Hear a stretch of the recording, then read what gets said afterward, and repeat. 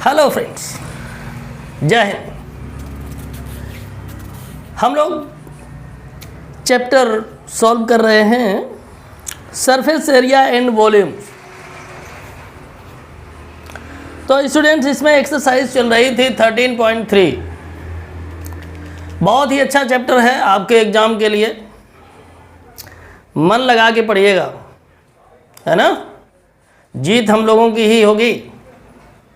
अच्छे से अच्छे मार्क्स पाना है हमारा टारगेट, और आपका टारगेट एक है 95 प्लस, इतना परसेंटेज चाहिए। और उस परसेंटेज के लिए हमें और आपको दोनों को मिलकर मेहनत करनी होगी, ठीक है। हमारा काम है आपको अच्छे से समझाना, आपका काम है अच्छे से समझकर उसकी अच्छे से प्रैक्टिस करना, ठीक है स्टूडेंट्स। तो एक्सरसाइज 13.3 में क्वेश्चन नंबर 5 तक हो चुका था। हम लोग क्वेश्चन नंबर 6 आज सॉल्व करेंगे। स्टूडेंट, जब भी आप पढ़ने के लिए बैठें तो बुक ज़रूर आपके पास होनी चाहिए। देखिए, ये एनसीईआरटी में सॉल्व करवा रहा हूँ एक्सरसाइज 13.3 और 5th क्वेश्चन तक हो गया था, तो आप बुक लेकर के बैठें, ठीक है। और क्वेश्चन नंबर 6 हम करवाएं उससे पहले आप लोगों को ये ध्यान रखना है कि बहुत ही अच्छे क्वेश्चन है। आप लोग जानते हैं एनसीईआरटी का कोई भी क्वेश्चन किसी से मैच नहीं खाता, मतलब ये एक क्वेश्चन दूसरे क्वेश्चन से मैच नहीं होता। इस वजह से आप लोगों को बहुत अच्छे से समझना है। और जितनी भी स्टूडेंट्स, आप लोग ये भी ध्यान रखें, बहुत से लोग ऐसे हैं जो ये कहते हैं कि हम आर.एस. अग्रवाल को सॉल्व कर लेंगे तो ज़रूरी है अच्छे नंबर पाने के लिए, हम आर.डी. शर्मा को कर लेंगे या कोई और। स्टूडेंट्स, आप लोगों को बता दें, वो जो बुक्स हैं वो प्रैक्टिस बुक्स है। ये मैं नहीं कहता हूँ कि वो ठीक नहीं है, लेकिन इतना मैं कहता हूँ कि अगर आप लोग अच्छे से एनसीईआरटी कर लेंगे तो आपको एग्ज़ाम में कोई भी क्वेश्चन हो सॉल्व करने में कोई प्रॉब्लम नहीं होगी। तो स्टूडेंट्स, कम मेहनत में आप अच्छे मार्क्स पा सकते हैं, बस आप कॉन्सेप्ट अच्छे से समझें। स्टूडेंट्स, बहुत से लोगों की ये कंडीशन होती है, वो कहते हैं मैंने इतना बुक्स कर लिया, इतना बुक्स कर लिया, इतना क्वेश्चन सॉल्व कर लिया, अब तो हमारा कोई क्वेश्चन एग्जाम में छूटेगा नहीं। स्टूडेंट्स, जो नंबर ऑफ क्वेश्चंस हैं दुनिया के अंदर अनकाउंटेबल हैं, उनकी कोई गिनती नहीं कर सका, ठीक है। जो कॉन्सेप्ट होते हैं काउंटेबल होते हैं। इस वजह से अगर आप कॉन्सेप्ट के पीछे पढ़ेंगे तो आपको कोई भी क्वेश्चन हो एग्जाम में आप सॉल्व कर लेंगे। क्वेश्चन पेपर में कोई प्रॉब्लम नहीं होगी सॉल्व करने के लिए, ठीक है। तो स्टूडेंट्स, अगर आप लोग नए हैं इस चैनल पर तो चैनल को सब्सक्राइब कर लें और वीडियो को ज़्यादा से ज़्यादा लोगों तक शेयर करें और वीडियो को लाइक अवश्य किया करें। साथ में स्टूडेंट्स कमेंट अवश्य करें, क्योंकि आपका कमेंट जो है वो हमें मोटिवेशन देता है, आपका लाइक भी मोटिवेट करता है हमें। तो स्टूडेंट्स, हम लोग इधर उधर ना करते हुए बातें, हम लोग चलते हैं सीधे क्वेश्चन पर। तो उठाइए एनसीईआरटी और देखिए एक्सरसाइज 13.3 का question number 6। The slant height and base diameter of a conical tomb are 25 meter and 14 meter respectively. Find the cost of whitewashing its curved surface at the rate of rupees 210 per 100 meter square. तो students, पढ़ते हैं और question को solve करते हैं। हमने question को अभी रीडिंग किया। क्वेश्चन में आपका गिवन है स्लेंट हाइट। स्लेंट हाइट आपकी यानी L इक्वल टू 25 मीटर, और इसके बाद में आपका डायमीटर जो है D इक्वल टू ये है 14 मीटर। तो स्टूडेंट, रेडियस हो जाएगी इसकी आधी, यानी 14/2 इक्वल टू 7 मीटर। क्लियर है। अब स्टूडेंट्स, आप लोग देखें इसमें कह क्या रहा है क्वेश्चन में। क्वेश्चन में ये बोल रहा है कि आपको क्या करना है, कर्व्ड सरफेस एरिया फाइंड करना है, क्योंकि लास्ट में क्वेश्चन में गिवन है find the cost of white washing, मतलब वाइट वॉशिंग किस में होगी, इट्स कर्व सरफेस, मतलब जो कर्व्ड सरफेस एरिया है उसमें वाइट वॉशिंग होगी। इस वजह से हमें इसमें निकालना है CSA, क्या निकालना है CSA, तो CSA इक्वल टू होता है पाई आर एल। तो स्टूडेंट पाई की वैल्यू होती है 22/7 और r की वैल्यू है 7 और आपका l है 25। ये 7 से 7 कैंसिल आउट हो जाएगा तो आपका आ जाएगा ये 22 × 25। अब स्टूडेंट्स इसका मल्टीप्लाई करेंगे तो ये हो जाएगा 550 मीटर स्क्वायर। ये आपका हो गया क्या, ये आपका CSA हो गया। अब स्टूडेंट्स इसी CSA पर करवाना है क्या, वाइट वॉशिंग, तो कॉस्ट निकालना है तो क्या करेंगे, रेट का मल्टीप्लाई अगर इसमें कर देंगे तो हमारा क्या आ जाएगा, कॉस्ट आ जाएगी, ठीक है ना। तो यहाँ पर लिखते हैं cost equal to CSA into, students यहाँ पर जो रेट दे रखा है वो है 210 रुपीज़, 210 पर 100 मीटर स्क्वायर, मतलब ये है कि 100 मीटर स्क्वायर के लिए 210 रुपीज़ लगेगा वाइट वॉशिंग का। तो क्या करेंगे यहाँ पर इंटू कर देंगे 210 और बाई हो जाएगा 100, ठीक है। तो ये आपका अगर देखें तो क्या हो जाएगा, CSA आपका है 550 × 210/100। एक जीरो यहाँ से कैंसिल आउट हो जाएगा और एक जीरो यहाँ से कैंसिल आउट कर देंगे तो स्टूडेंट्स आपका आ जाएगा ये 55 × 21। तो स्टूडेंट्स अगर इसको आप मल्टीप्लाई करेंगे तो मल्टीप्लाई करने पर आपका आ जाएगा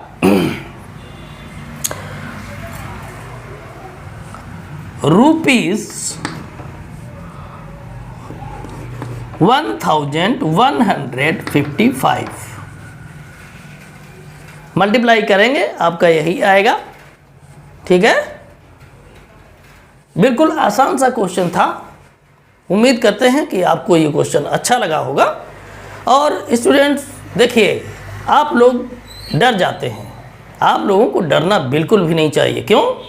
क्योंकि क्वेश्चन में ही सारा कुछ दिया होता है। आप लोग सोचते हैं टीचर कैसे कर लेते हैं, हम नहीं कर पाते हैं, तो ऐसा कुछ नहीं है। टीचर कॉन्फिडेंट रहता इसलिए वो कर सकता है, और बाकी जितना आप समझते हैं उतना ही टीचर समझता है। टीचर हो चाहे स्टूडेंट, अगर आप अच्छे से क्वेश्चन को नहीं पढ़े हैं, उसका मतलब नहीं समझे हैं, तो क्वेश्चन सॉल्व नहीं होगा। इस वजह से आपको क्वेश्चन को अच्छे से पढ़ना है, उसमें जो गिवन है उसको आपको नोट करना है, और जो निकालना है उसको देखना है कि गिवन जो है उसके हेल्प से हम कैसे रिजल्ट को फाइंड कर सकते हैं। सोचेंगे तो सारा कुछ हो जाता, ऐसी कोई बात नहीं है। तो स्टूडेंट्स ये आपका क्वेश्चन नंबर 6 हो गया। इसका सलूशन उम्मीद है आप लोगों को पूरी तरीके से समझ में आ गया होगा। तो हम लोग स्टूडेंट्स नेक्स्ट क्वेश्चन पर चलते हैं, यानी क्वेश्चन नंबर 7। तो स्टूडेंट्स हम लोग चलते हैं क्वेश्चन नंबर 7 की तरफ। उससे पहले आप लोगों से कुछ सेकेंड्स बात करना चाहते हैं। स्टूडेंट्स आप लोग 9th में पढ़ रहे हैं। बहुत से स्टूडेंट्स ऐसे हैं जो कहते हैं कि 10th के बाद हमें मैथमेटिक्स लेना ही नहीं है। ये गलत फहमी अपने दिमाग से निकाल दीजिए, क्योंकि आप 10th के बाद मैथमेटिक्स लें या ना लें, लेकिन मैथमेटिक्स आप जो सब्जेक्ट लेंगे उन्हीं के अंदर रहेगी। और स्टूडेंट्स अगर आप मैथ से दूर भागेंगे तो विश्वास करिए आपका लाइफ में कुछ नहीं होने वाला है, क्योंकि मैथमेटिक्स का यूज़ हम जीवन के हर पल में करते हैं। क्यों? क्योंकि हर एक व्यक्ति के ब्रेन में कुछ ना कुछ कैलकुलेशन होता रहता है और डिसीजन भी लेते रहते हैं। डिसीजन और कैलकुलेशन यही होता है मैथमेटिक्स। आप लोग आगे चल के सोच रहे होंगे कि कॉमर्स ले लेंगे, ह्यूमैनिटी ले लेंगे। स्टूडेंट्स आप लोगों को बता दें कि अगर आप ह्यूमैनिटी लेते हैं तो आपको इकोनॉमिक्स में मैथमेटिक्स मिलेगी 12th में ही, 11th 12th दोनों में। और अगर आप ज्योग्राफी लेते हैं तो ज्योग्राफी में भी ग्रेजुएशन और पोस्ट ग्रेजुएशन में मैथमेटिक्स मिलेगी आपको, ठीक है। अगर आप कॉमर्स लेते हैं तो कॉमर्स में भी आपकी इकोनॉमिक्स चलती है और इकोनॉमिक्स में अच्छे खासे क्वेश्चन मैथमेटिक्स से रिलेटेड हैं। इसके साथ साथ आपका जो अकाउंटेंसी है वो पूरी तरीके से आपका मैथमेटिक्स ही है।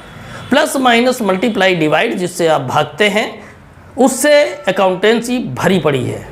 तो इस वजह से आप लोग आगे चल के, मैं ये नहीं कहता कि आप लोग मैथमेटिक्स के पुजारी बन जाइए, लेकिन इतना ज़रूर कहता हूँ कि मैथमेटिक्स से नफ़रत मत कीजिए, क्योंकि मैथमेटिक्स से नफ़रत करने का मतलब है कि आपका जीवन जो है, जो आप पाना चाहते हैं, उससे आप वंचित रह जाएंगे। इसको आप ये ना माने, पॉजिटिव लें, इसको ये ना समझें कि हमें डरा रहे हैं। तो स्टूडेंट्स देखते हैं क्वेश्चन नंबर 7, बुक ये एक्सरसाइज है 13.3, क्वेश्चन नंबर 7, पेज नंबर 221 यानी 221। तो स्टूडेंट क्वेश्चन नंबर 7 देखते हैं। A joker's cap is in the form of right circular cone of base radius 7 cm and height 24 cm. Find the area of the sheet required to make 10 such caps. तो students figure बनाते हैं। सबसे पहले जो figure है cap है वो conical है। कैसी है? इस तरह से कॉनिकल है, ठीक है।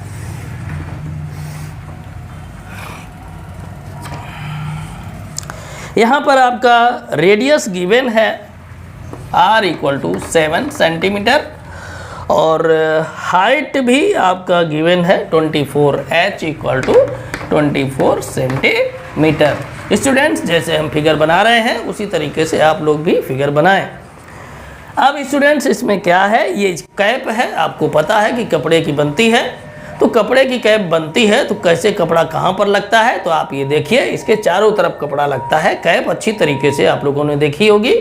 तो चारों तरफ कपड़ा लगने का मतलब है कि इसका आपको CSA निकालना है। आपका इसमें गिवन है रेडियस 7 सेंटीमीटर और हाइट 24 सेंटीमीटर। तो आपको CSA निकालने के लिए स्लेंट हाइट की ज़रूरत पड़ेगी, यानी L आपको फाइंड करनी पड़ेगी। तो L को फाइंड करने के लिए स्टूडेंट्स हमने फार्मूला आपको बताया है। जुकाम हो गया स्टूडेंट, तबीयत नहीं ठीक है, लेकिन फिर भी आप लोगों की हमें चिंता है, आपके फ्यूचर की चिंता है। इस वजह से मैं वीडियो बना रहा हूँ कि आप लोगों का डिले ना हो। तो आप लोग ध्यान रखते हुए मेहनत करें अच्छे से। तो स्टूडेंट्स हम लोग स्लेंट हाइट निकालने के लिए हमने लिखवाया आपको formula L² = h² + r²। h आपका 24 है, 24 का स्क्वायर प्लस r है 7, तो 7 का स्क्वायर, 24 का स्क्वायर आपका हो जाएगा 576 और 7 का स्क्वायर हो जाएगा 49। तो स्टूडेंट्स जब इसको हम टोटल करेंगे तो 625 आएगा, यानी L² = हो जाएगा 625। स्टूडेंट्स अगर आप देखें कि 625 किसका होल स्क्वायर है, तो अगर आपने याद किया होगा तो ये 25 का होल स्क्वायर होता है, यानी L की वैल्यू आ जाएगी 25 सेंटीमीटर। ठीक है, कोई प्रॉब्लम नहीं इसमें। चलिए तो स्टूडेंट्स आगे बढ़ते हैं। यहाँ पर हम निकालते हैं CSA। तो CSA निकाल लीजिए। तो CSA कितना आ जाएगा, πRL। πRL यानी 22/7 इंटू R है 7 और L है 25।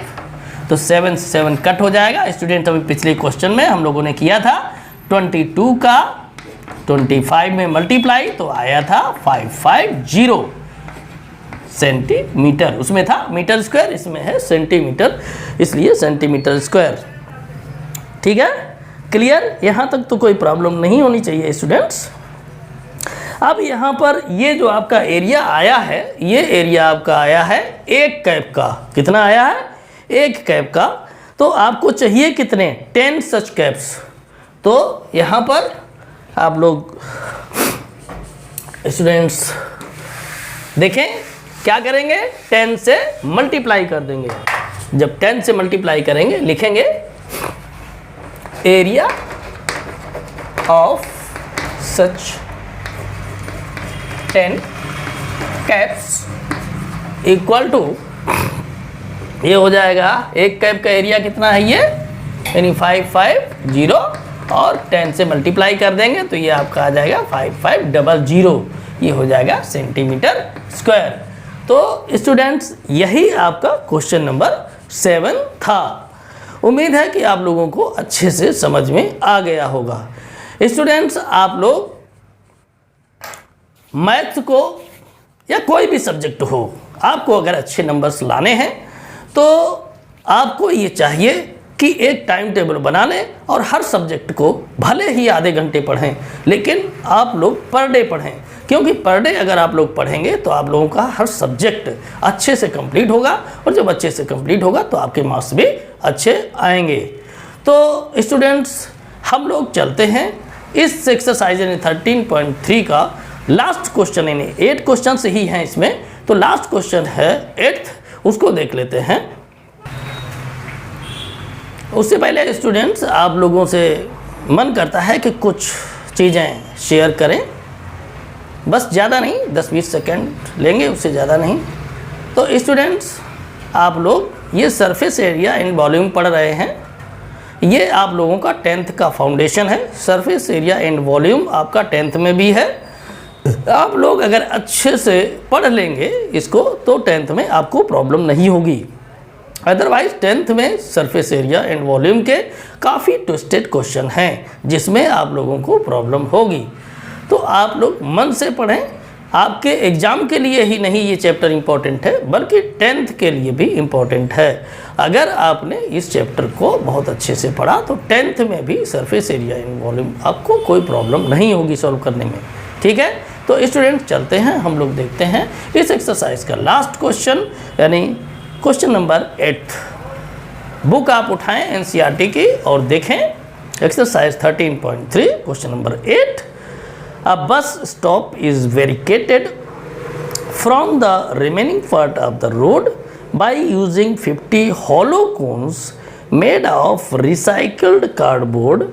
Each cone has a base diameter of 40 centimeter and height 1 meter. If the outer side of each of the cones is to be painted and the cost of painting is rupees 12 per meter square, what will be the cost of painting all these cones? तो students आप लोग देखें इस question को, हम लोग solve करते हैं। तो इसमें आपका क्वेश्चन नंबर 8 डायमीटर आपका दिया है 40 सेंटीमीटर। क्वेश्चन में ही सारा कुछ दिया है, आप लोग देख लें। 40 सेंटीमीटर दिया हुआ है और हाइट दी है 1 मीटर, हाइट यानी एच दिया है 1 मीटर। तो स्टूडेंट्स अगर यहाँ देखें तो आर हो जाएगा आपका 40 का हाफ, यानी ये हो जाएगा 20 सेंटीमीटर। अगर हम इसको मीटर में कन्वर्ट करना चाहें तो ये हो जाएगा 20/100, यानी ये आपका हो जाएगा 0.20 मीटर। तो स्टूडेंट्स ये हो जाएगा। इसके बाद में हम लोग क्या करेंगे, अब आप ये कहेंगे कि आखिर इसको आपने मीटर में कन्वर्ट क्यों किया है, आप चाहते तो सेंटीमीटर में हाइट को कर सकते थे। तो स्टूडेंट्स हम लोग देखते हैं लास्ट में, इसमें देखिए क्या दिया हुआ, 12 पर मीटर स्क्वायर। ये बताता है कि हमें जो रेट दिया हुआ है वो मीटर स्क्वायर में दिया है, इस वजह से हमें मीटर जो सेंटीमीटर में आपका गिवन है डेटा उसको मीटर में कन्वर्ट करके ही सॉल्व करना है। तो स्टूडेंट्स सबसे पहले हम लोग क्या करेंगे, यहाँ पर आप देखें कि हमें निकालना पड़ेगा इसमें ये वेरिकेटिंग में आप लोग देखते होंगे इस तरीके के रखे रहते हैं कोनिकल, ठीक है ना, ऐसे कोनिकल रखे रहते हैं। तो यहाँ पर जो रेडियस है वो आपकी 0.20 मीटर और हाइट जो इसकी है वो 1 मीटर है। तो स्टूडेंट्स अगर हम लोग इसमें निकालना चाहें स्लेंट हाइट तो L स्क्वायर इक्वल टू होता है H square plus R square. तो H की वैल्यू कितनी है 1 स्क्वायर हो जाएगा प्लस ये हो जाएगा 0.20 का होल स्क्वायर। तो स्टूडेंट्स अगर हम यहाँ पर इसको करें 1 का स्क्वायर तो 1 ही होगा, और इसको अगर हम करें तो ये हो जाएगा, ये 400 हो जाएगा। 400 का मतलब ये हो जाएगा कि आपका 4 डिजिट के बाद डेसिमल लगेगा, तो ये हो जाएगा आपका 0.04। तो ऐसी कंडीशन में ये हो जाएगा 1.04। तो एल स्क्वायर, एल की वैल्यू क्या आएगी स्टूडेंट्स? अगर आप लोग देखें अपने बुक में तो नीचे आपका गिवन है कि 1 रूट में दिया रूट 1.04, उसका स्क्वायर रूट है 1.02, इसका होल स्क्वायर कर देंगे तो L इक्वल टू हो जाएगा 1.02। ये आपका हो गया मीटर। तो स्टूडेंट्स इस तरीके से हम इसको सॉल्व करते हैं। अब आगे देखते हैं क्वेश्चन को क्या हो सकता है कैलकुलेशन। तो इसके लिए हम क्या करेंगे, निकाल लेंगे CSA। क्या निकालेंगे? CSA। तो CSA हो जाएगा आपका पाई आर एल। तो पाई मीन्स 22/7 और R आपका दिया हुआ है 0.20 और L है 1.02। तो स्टूडेंट्स अगर मल्टीप्लाई हम इसको करें तो मल्टीप्लाई करने पर इसमें आपका पाई की वैल्यू भी स्टूडेंट दी है, तो इस वजह से पाई की वैल्यू हम यहाँ पर रख लेते हैं 3.14।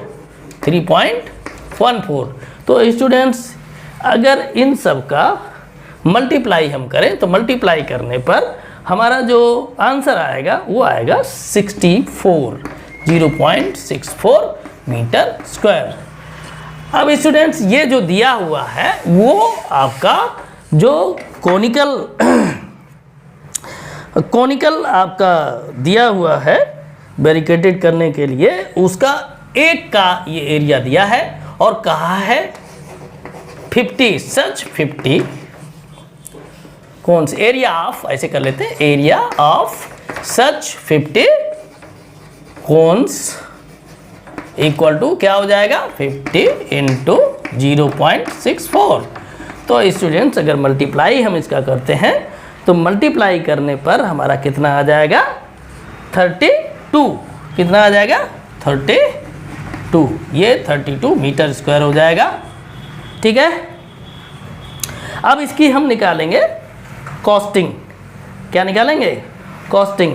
तो कॉस्टिंग अगर हम निकालेंगे कॉस्ट आपकी आ जाएगी 32 इंटू 12। इसका मल्टीप्लाई स्टूडेंट्स करेंगे तो हमारा आ जाएगा 384 रुपीज़। तो स्टूडेंट्स यही आपका जो था एक्सरसाइज 13.3 का लास्ट क्वेश्चन था। तो अब आज स्टूडेंट्स यहीं तक। आप लोगों को अगर थोड़ा भी वीडियो अच्छा लगा हो तो आप लोग इसको लाइक अवश्य कर दें, इससे हमें मोटिवेशन मिलता है। तो स्टूडेंट्स नए क्वेश्चन और नई एक्सरसाइज के साथ हम लोग अगले वीडियो में मिलते हैं। तब तक के लिए जय हिंद, जय भारत।